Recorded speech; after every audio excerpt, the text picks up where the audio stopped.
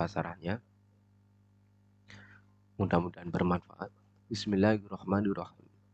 Wa ba'du lan ing dalam sawise bismillah hamdalah wa sholati ala rasulillah. Ada utawi iki perkara kang hadir ana ati iku kitabun kitab sarah. Fi ghayatil ikhtisari ing dalam kategoring keswatah tibilan bersihake. Setelah Kiai Musonef membaca bismillah hamdalah dan sholawat kepada Rasulullah, kitab ini merupakan kitab sarah fi ghayatil ikhtisari yang sangat ringkas, watah tibi dan telah maksimal di dalam penyusunannya. Wa ba'du, dari sisi pembahasan nahwunya, wa ba'du ini biasanya yang umum kita memakai amma ba'du seperti itu. Berarti ini ada prosesnya, ada proses penggantian. Wawu ini, wawu pada lafadz wa ba'du ini pengganti dari lafadz amma. Ya, amma sendiri ini merupakan pengganti dari mahma. Jadi wawu wa ba'du, wawunya pengganti dari amma pengganti dari mahma. Asalnya mahma yakun min syai'im ba, seperti itu. Kemudian mahmanya dibuang, mahma yakun dibuang ya. Mahma yakun min syai'in dibuang. Kemudian mahma yakun min syai'in itu dibuang, diganti posisinya dengan amma. Kemudian amma diganti posisinya dengan wawu, menjadi wa ba'du, seperti itu. Kenapa kok di mabnikan tomah tidak wa ba'di begitu saja? Itu ada kaidahnya di dalam ilmu nahwunya. Tatkala mudhaf ilaihnya ini dibuang ya. Ketika mudhaf ilaihnya dibuang, maka dia dimabnikan dengan tomah ketika dia berniat untuk makna idhofah. Wa darfu mabniun ala dhammi li khatul mudhaf ilaih, seperti itu. Wa niyatu makna idhofah, dengan adanya niat makna idhofah. Kalau umpama dia itu mudhaf ilaihnya dibuang, kemudian dia berniat lafadz mudhaf ilaihnya, maka dinasabkan tanpa tanwin. Kalau di sini ada ya, fa innama lafdzul mudhaf ilaih nusibat ala dzarfiyah. Wa in hudifat mudhaf ilaih walam yalmi syai'an nusibat ma'at tanwin. Kalau mudhaf ilaihnya dibuang, dia tidak berniat apapun, maka dinasabkan dengan tanwin. Itu pembahasan dalam segi nahwunya. Yang jelas wa ba'du ini mabninya dhammah, kemudian wawu ini pengganti dari amma. Kemudian hada kitabun. Hada itu merupakan isim isyarah roji'un, kemudian isim isyarah musar ilaihnya ini adalah al-mustahdar fi dhihnihi, perkara yang dihadirkan di dalam hati. Yang diisyarah itu perkara yang ada di dalam hati. Kitabun maksudnya adalah kitab sarah. Ini adalah kitab sarah fi ghayatil ikhtisar, yang sangat ringkas, karena ghayah itu namanya akhirus syai'. Akhirnya sesuatu, berarti sangat ringkas, seperti itu. Sangat ringkas. Wada'tuhu, kita lanjutkan. Wada'tuhu, ngarang sapa ingsun ing alkitab wau. Wada'tuhu, ngarang sapa ingsun ing kitab sarah. Alal kitabi, nyarai ing atase kitab al musamma kang den arani bitakribi kelawan takrib. Saya mengarang kitab Fathul Qorib ini menyarai kitab yang dinamakan dengan kitab takrib. Kitab takrib ini adalah matan dari kitab Fathul Qorib. Fathul Qorib ini berarti syarah dari kitab takrib. Tujuannya apa? Liang tafi'a, supaya ngalap manfaat di kelawan kitab sopo al-muhtaj wong kang butuh minal mubtadi'ina sang pira-pira wong kang ngawiti belajar. Li furu'i syariati, maring pira-pira cawangane syariat. Wadini lan agama.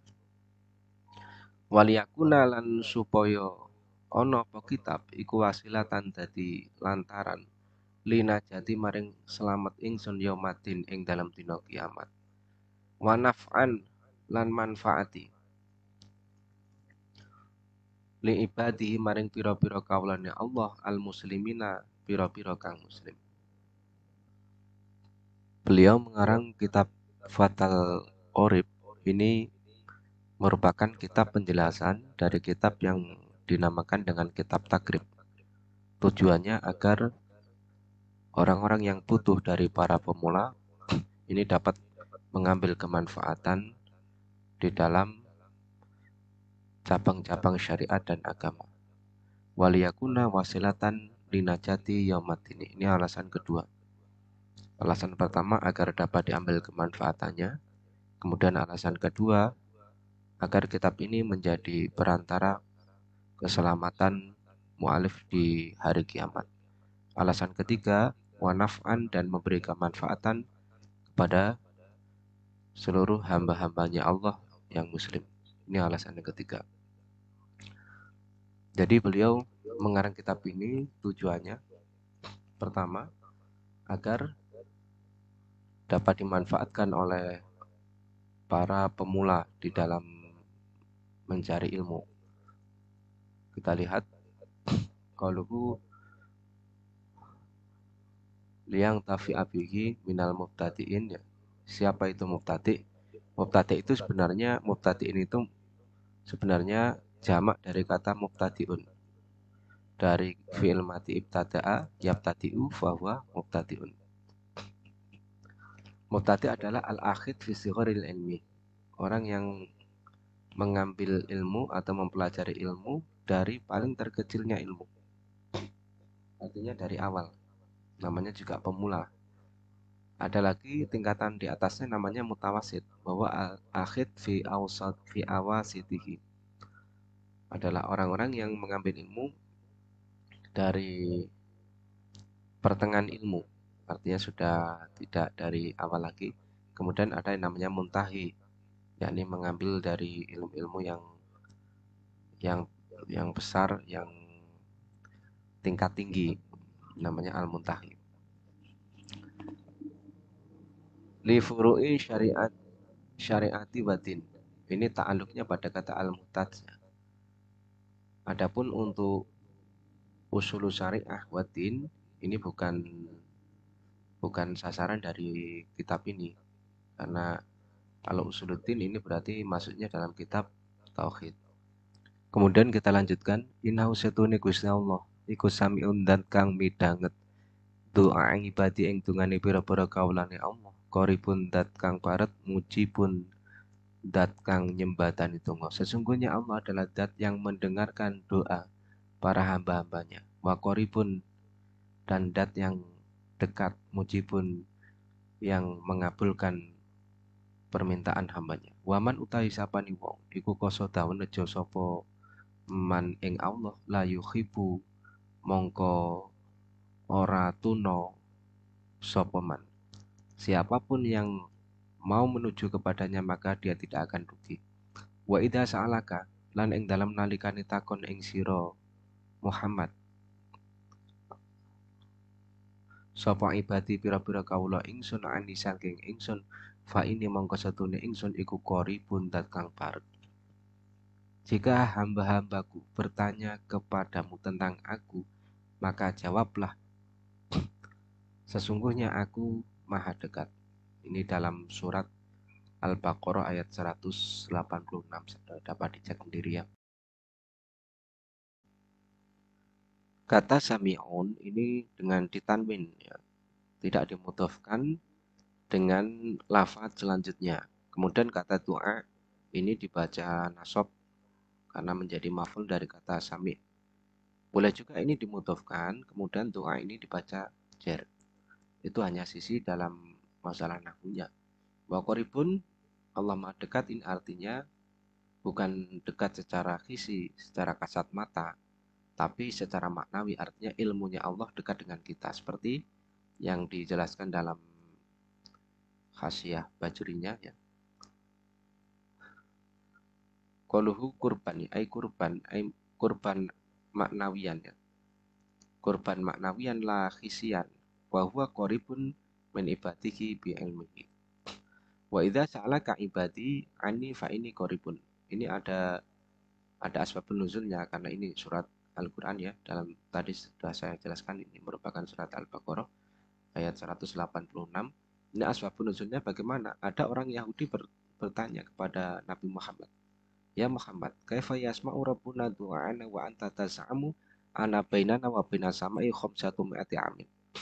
Wahai Muhammad, bagaimana Tuhanmu ini bisa mendengar kami padahal engkau menduga bahwa antara kita dan langit ini jaraknya adalah 500 tahun dan tebalnya setiap langit ini juga 500 tahun dan di antara langit satu langit dengan langit yang lainnya ini juga 500 tahun. Bagaimana Tuhan ini bisa mendengar apa yang kami minta kepada Tuhan? Terus dijawab wa idza sa'alaka ibadi fa ini qaribun. Kemudian kita lanjutkan. Wa'lam meruwa sapa sira. Wa'lam meruwa sapa sira. Anahu ing setuhne kelakuan iku yujadu den temu fi ba'di nusai hadal kitabi ing dalam sebagian nusai iki kitab. Fi ghairi khutbatihi ing dalam saliyane khutbahi hadal kitab. Apa tasmiyatuhu oleh ngarani hadal kitab tarotan ing dalam saambalan bitakribi kelawan takrib wa tarotan lan saambalan bi ghayatil ikhtisari kelawan aran ghayatil ikhtisari. Ketahuilah bahwa ditemukan di sebagian tulisan kitab ini berarti kitab-kitab yang disarai dijelaskan maksudnya. Ini di selain penyebutannya, selain khutbahnya, selain penyebutannya. Ada sebagian tulisan matan ini dinamakan dengan takrib. Kemudian ada yang dinamakan dengan Ghayatul Ikhtisar. Tadi ada dua nama untuk kitab takrib. Ini ada kitab takrib, kemudian ada Ghayatul Ikhtisar. Validalika mongko krono arai mengkon-mengkono yujadu ila akhir. Sama itu ngarani sapa ingsun ing kitab bismaini kelawan aran loro. Ahaduhuma utai salah sijine bismaini iku Fathul Qorib Al-Mujib. Kitab Fathul Qorib Al-Mujib fi sarhi al-fati takrib ing dalem martelake pira-pira lafati takrib. Wasani utai kang kaping pindho iku Al-Qaulul Mukhtar, kitab Qaul Mukhtar fi syarhi Ghayatil Ikhtisar ing dalem martelake kitab Ghayatul Ikhtisar. Oleh karena kitab takrib ini memiliki dua nama. Satu nama namanya kitab takrib, kemudian ada namanya kitab Ghayatul Ikhtisar. Maka Kiai Syareh ini juga memberi dua nama pada kitabnya.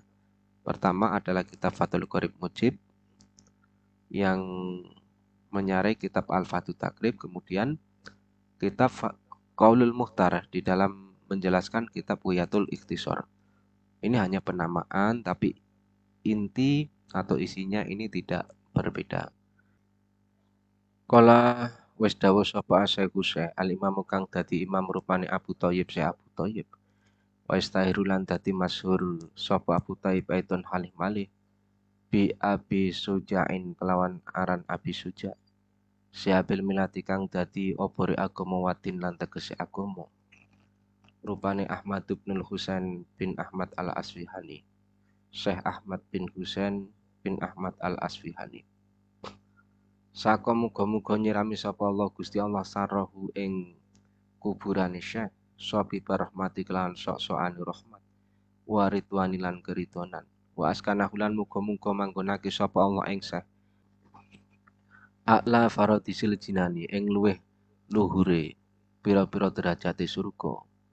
Berkata seorang Syekh yang menjadi imam yakni Syekh Abu Thayyib yang terkenal pula dengan sebutan Abi Suja, Syiabul Millati Waddin yang menjadi lentaranya agama yakni Ahmad bin Husain bin Ahmad Al-Asfihani.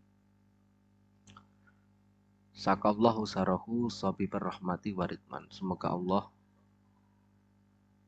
menyirami pusara beliau dengan tuangan rahmat dan ridho serta menempatkan beliau di tempat yang tinggi di dalam surga Firdaus. Syekh Habib Suja, pengarang kitab Takrib ini telah terkenal dan sangat masyhur. Beliau menjadi seorang imam besar, seorang ahli ibadah yang soleh, dan wastahara fil afaqi bil ilmi wa diyanah. Ilmu beliau telah terkenal di seluruh penjuru dunia. Beliau menjadi seorang wali qudot, kemudian wuzara. Beliau masyhur dengan ahli sodakoh, dan ketika di akhir hayatnya beliau menjadi seorang yang zahid, seorang yang zuhud, dan bermukim di kota Syarifah, melayani Masjid Syarifah dengan membersihkannya, menyapunya, menyalakan lentera, kemudian berkhidmah pada makam Nabi besar Muhammad SAW. Beliau umurnya sangat luar biasa, 160 tahun, dan beliau tidak pikun sama sekali. Ketika ditanya dengan hal itu, maka beliau menjawab, hafadna hafiz dzikr fahafadu Allahu fil kibar. Di waktu kecil aku tidak pernah melakukan maksiat, maka di waktu tua Allah menjagaku. Aku menjaga anggotaku di waktu kecil dari maksiat, maka di waktu tua Allah menjagaku dari pikun. Beliau meninggal pada tahun 488 Hijriah dan dimakamkan di masjid yang dia bangun, dan kepala beliau ini dekat dengan Hijratun Nabawiyah, dengan makamnya Nabi. Di antara keduanya hanya beberapa langkah saja. Terima kasih, mungkin itu saja untuk pertemuan kali ini. Kita lanjutkan besok dengan bab Toharoh. Mudah-mudahan bermanfaat. Assalamualaikum warahmatullahi wabarakatuh.